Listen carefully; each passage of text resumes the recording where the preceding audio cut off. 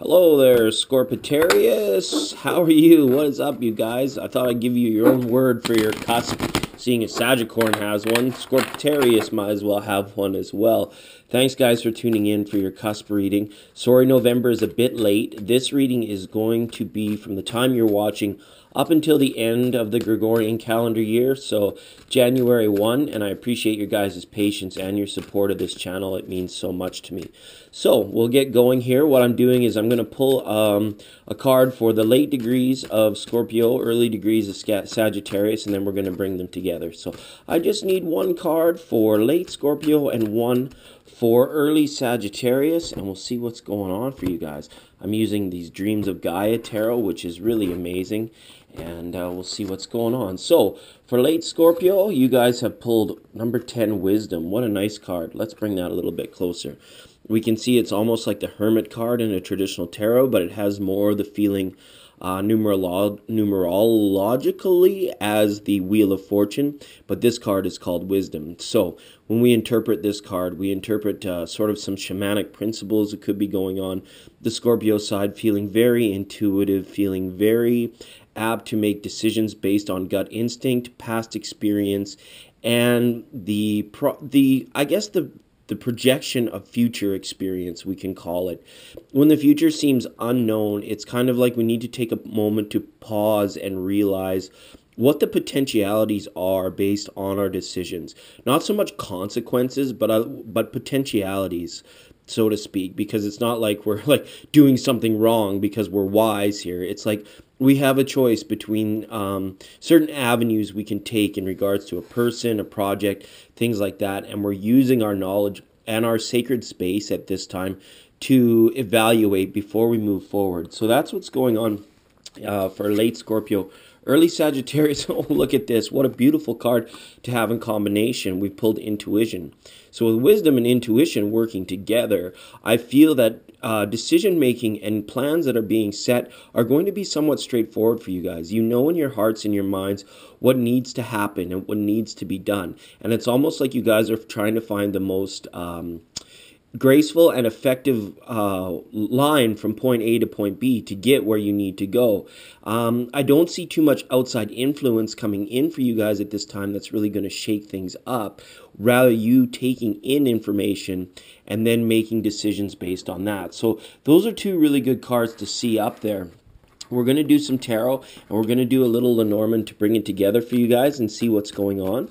What do the Scorpio Sagittarius cusps need to know for this month of December and the waning days of November? Okay, we've got the Fool card that's come up here. So that's kind of interesting. So I do feel that for a lot of you, there is sort of like this wide open space now where potentiality is making itself known to you. It's like you could do this or you could do that. You could get with this or you could get with that, right? That kind of thing. Ooh, and some of it is based around love and relationships, okay? Harmony in projects as well. When we see the Two of Cups come up here, it's a very strong, significant card to say that harmonious relationships with others or the people you choose to spend your time with can flourish at this time. There is potential for growth here, and there is potential for enjoyment. So make sure we're not over-analyzing things at this time with the Two of Cups.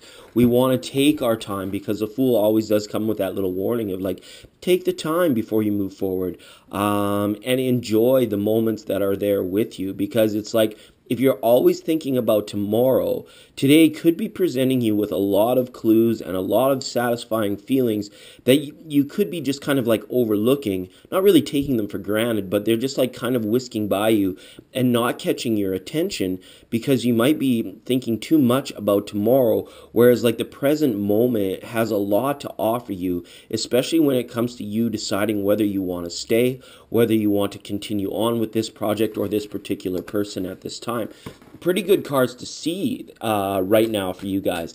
The main thing that I'm seeing is just kind of like a stopped clock. It's like with these cards here, take this time in these last months of 2017 to just go within or be in your sacred space and evaluate how amazing or potentially unamazing the present moment is for you. And then you can direct your change and work on the small things that you can work on in order to change them, rather than like thinking too far out into the future and then not having the information, like the information that's coming in the present moment has the potential to be blocked if your mind is too far ahead, so to speak. Okay, so one more card here, and we've got the Knight of Cups. So this is definitely speaking of a love offering that's coming in for you guys, or the potential for a commitment to be made. So it's like, are you going to be done playing the field, so to speak, and stick with this person? Are you maybe ready to tell somebody else that, no, sorry, I'm committed to this other project or to this other person at this time, and unfortunately we can't move forward with something else, right? The decision could be weighing heavily on your mind, but the Knight of Cups is always saying follow your heart. All right, this horse is saying like I don't know which direction to go until the rider tells me that this is where we need to be. And the horse is very much a metaphor in the Knight of Cups for the heart chakra, the heart, like kind of knowing what it wants, but is waiting for the clearance or the go ahead from that old mind to say, okay, no, it's right. We can follow this. We can trust in this, and we can move forward. So I see a lot of you accepting a love offering or a commitment coming up, and it could be like coming in around the Christmas time, where like maybe some of you are receiving a proposal, or some of you are deciding that maybe so-and-so is the right person to introduce to your children or to your parents or to your family over the holidays. And it's whether you were unsure before, it's like take the time not to worry, not to like do too much pondering, but just to gather the information, okay? Now, just a couple of Normans here to close out the reading so that we can see what's going on for you guys. Just a little bit of extra clarity with these cards. I really like them. All right, so you guys have pulled this Castle card here. So again, I do feel this like bringing someone into the fold, bringing someone into the home, and working from an established place. If any of you have been like inclined to say, screw it all, I'm just going to take and sell everything and move to a city, this card is saying like now is not the right time. You need to rely on this sacred space that keeps coming up again, these comforts and securities that are surrounding him. It's not a good time for risk-taking for you guys, okay? Just want to put that out there and let you know.